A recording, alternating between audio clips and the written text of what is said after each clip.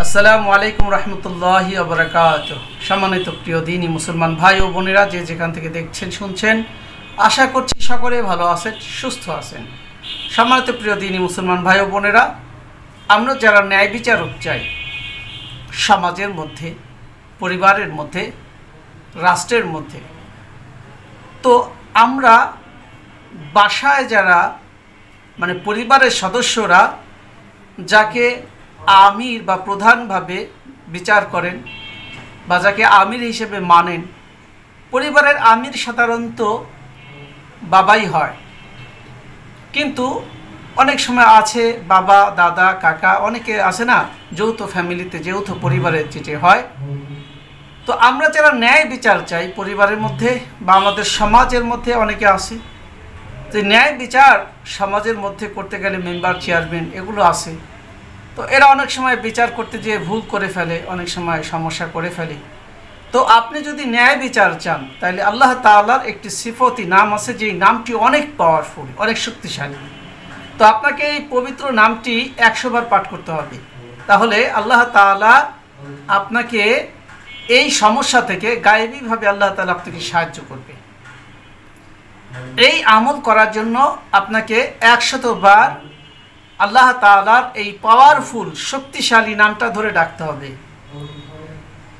আপনি যদি ন্যায় বিচার চান, সেটা হতে পারে পরিবারের মধ্যে, সমাজের মধ্যে, যে কোনো বিষয়ে আপনি যদি কারো কাছে ন্যায় বিচার চান, ইনসাফ চান, তাহলে আপনি এই নামের উপরে আমল করে আল্লাহ তাআলার কাছে চাইবেন, তো আল্লাহ তাআলা আপনাকে ন্যায় বিচার পাইয়ে দিবে। সুবহানাল্লাহ।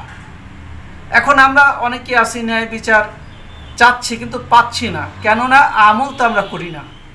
তো আমল করি না, এটা ঠিক আছে, অনেক সময় আমল না করলেও তো অনেকে ন্যায় বিচার পায়। তো আসলে মানুষ টাকার জন্য টাকা দিয়ে ন্যায় বিচার আজকে ক্রয় করে নিচ্ছে, সমাজের মধ্যে চেয়ারম্যান মেম্বারদেরকে এগুলো করে।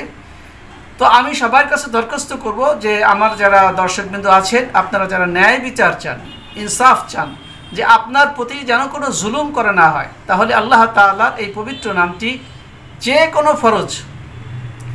কোনো ফরজ নামাজের পরে 100 বার এই নামটা পাঠ করবেন।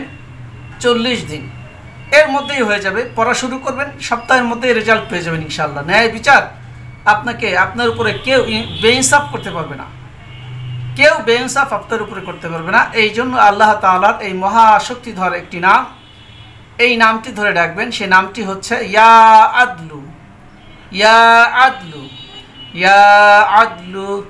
ফরজ নামাজের পরে ইয়া আদলু অর্থাৎ হে, ইয়া মানে হে, আদলু অর্থাৎ ন্যায় বিচারক।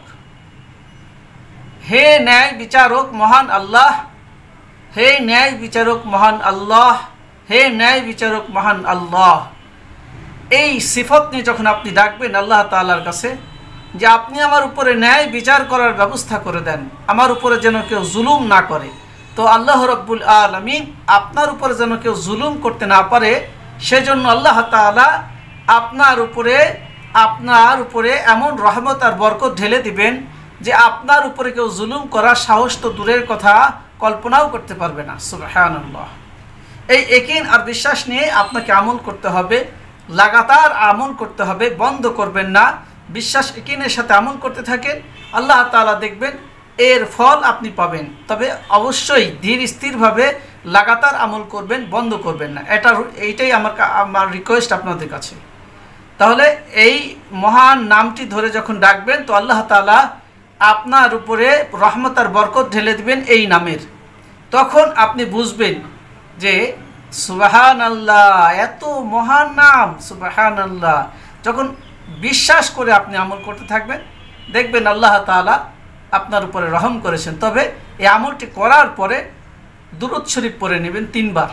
দুরূদ শরীফ পড়ে আল্লাহ তাআলার কাছে দোয়া করবেন, একটু সংক্ষিপ্ত দোয়া, ব্যাস এতটুকুই আপনার দায়িত্ব।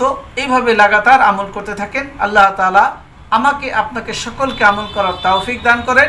ওয়া মা তৌফিক ইল্লা বিল্লাহ। আসসালামু আলাইকুম।